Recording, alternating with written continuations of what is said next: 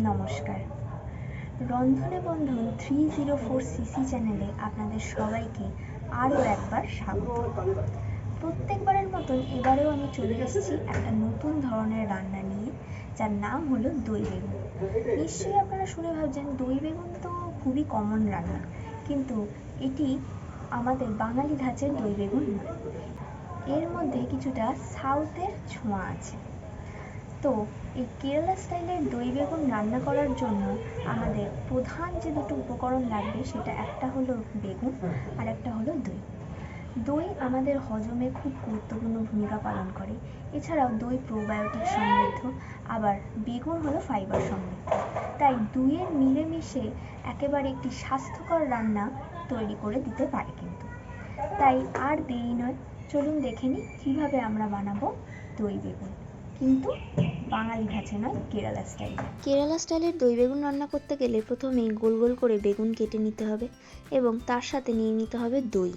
অপর একটি পাত্রে কাশ্মীরি লাল লঙ্কার গুঁড়ো, হলুদ গুঁড়ো, 5 ফোড়ন, শুকনো লঙ্কা, কারি পাতা, সর্ষের তেল এবং স্বাদ মতন নুন ও চিনি নিয়ে নিতে হবে। এবার একটি পাত্রে গোল গোল করে কাটা বেগুনগুলোর মধ্যে ভালো করে চিনি, শুকনো লঙ্কার গুঁড়ো এবং হলুদ গুঁড়ো ভালোভাবে মাখিয়ে নিতে হবে। লক্ষ্য রাখতে হবে বেগুন ভাজার দুই দিকেই যেন মশলাগুলো ভালোভাবে লেগে যায়। এবার গ্যাস জ্বালিয়ে কড়া গরম করে তার মধ্যে 2 চামচ সর্ষের তেল দিয়ে তেলটা ভালোভাবে গরম করে নিতে হবে। তেল গরম হয়ে গেলে ঠিক এইভাবে কড়ার চারিদিকে যাতে তেল পৌঁছে যায় সেদিকে লক্ষ্য রাখুন। তেল গরম হয়ে গেলে একে একে মশলা মাখানো বেগুনগুলি তেলের মধ্যে ছেড়ে দিয়ে ভালো করে ভেজে নিন। লক্ষ্য রাখবেন ভাজতে গিয়ে বেগুনগুলি যেন আবার কালো না হয়ে যায়, সোনালি করে ভেজে নিন। মাঝে মাঝে বেগুনগুলো একবার এপাশ ওপাশ করে উল্টে দিন, এতে বেগুন পুড়ে যাওয়ার সম্ভাবনা থাকবে অনেক কম। বেগুনগুলোকে ভালোভাবে ভেজে নেওয়ার পর সেগুলি একটি আলাদা পাত্রে তুলে রাখুন। এরপর আমরা যাব রান্নার পরবর্তী ধাপে। এক্ষেত্রে কড়া আবার নতুন করে মেজে নেওয়ার কোনো দরকার নেই।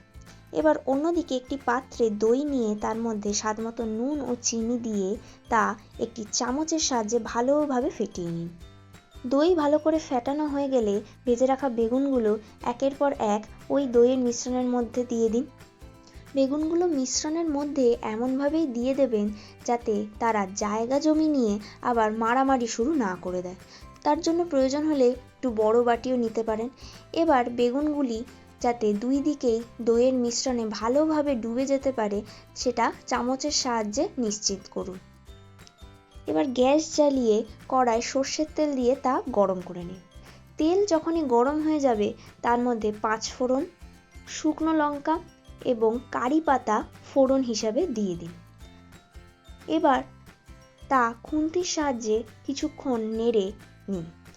যখনই ফোড়নের গন্ধ ভালোভাবে বেরিয়ে আসবে তখন তার মধ্যে বাটির মধ্যে রাখা বেগুন ভাজাগুলি দই সমেত ওই তেলের মধ্যে ঢেলে দিন।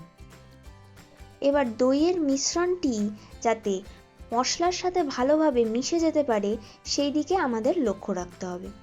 মনে রাখতে হবে দই বেগুনের গ্রেভি কিন্তু এই দইয়ের মিশ্রণ। প্রয়োজনে আপনি যদি তাড়াতাড়ি রান্নাটি করতে চান তাহলে ঢাকা দিতে পারেন, কিন্তু আমি এক্ষেত্রে আলাদা করে কোনো ঢাকা দিইনি। এখন কিছুক্ষণ অপেক্ষা করুন গ্রেভিতে ফুট ধরা অবধি।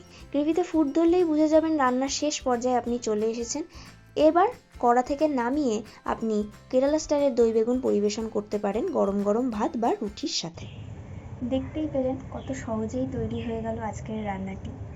কম সময় এবং কম উপকরণে এই রান্না হয়ে যায় বলে আপনি যে কোনো কিছুর সাথেই এটা পরিবেশন করতে পারেন। গরমকালে এই খাবারটির মতন অনবদ্য খাবার আর হয় না, কারণ এই খাবারটি আপনার মধ্যে একটা রিফ্রেশিং অনুভূতি দেবে। তো আজকের মতন এখানেই শেষ, দেখা হবে আবার পরের ভিডিওতে। ভিডিওটি ভালো লাগলে অবশ্যই কমেন্ট, লাইক অ্যান্ড শেয়ার করতে ভুলবেন না, আর আমার চ্যানেলটিকে সাবস্ক্রাইব করবেন এবং এরকম রান্না আরও পেতে গেলে আমার চ্যানেলের বেল আইকনটি প্রেস করে দেবেন। তাহলে আজকের মতন আসি, দেখা হবে আবার পরবর্তী ভিডিওতে।